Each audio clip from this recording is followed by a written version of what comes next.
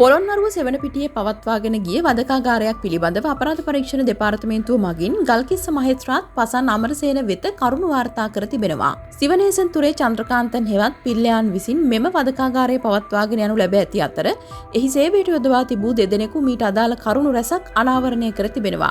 විවිධ පුද්ගලයන් මේ ස්ථානයට රැගෙන විත් වධ හිංසාවලට ලක්කොට ඝාතනය කළ බවට තොරතුරු රැසක් ඒ අනුව හෙළි වී ඇති බවයි වාර්තා වන්නේ.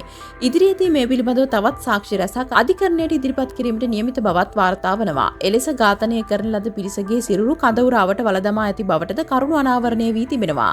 2025 වසරේ අප්‍රේල් 8 වෙනිදා අපරාධ පරීක්ෂණ දෙපාර්තමේන්තුව මගින් පිල්ලයන් අත්අඩංගුවට ගනු ලැබුවේ නැගෙනහිර විශ්වවිද්‍යාලයේ හිටපු උපකුලපති රවීන්ද්‍රනාත් ශිවසුබ්‍රමණියම් පැහැරගෙන ගොස් අතුරුදහන් කිරීම සම්බන්ධයෙන් රැඳවුම් නියෝග 4ක් මත දින 359ක් රඳවාගෙන සිටි පිල්ලයන් පසුගිය දෙවනදා ගල්කිස්ස මහේස්ත්‍රාත් අධිකරණයට ඉදිරිපත් කර තිබෙනවා.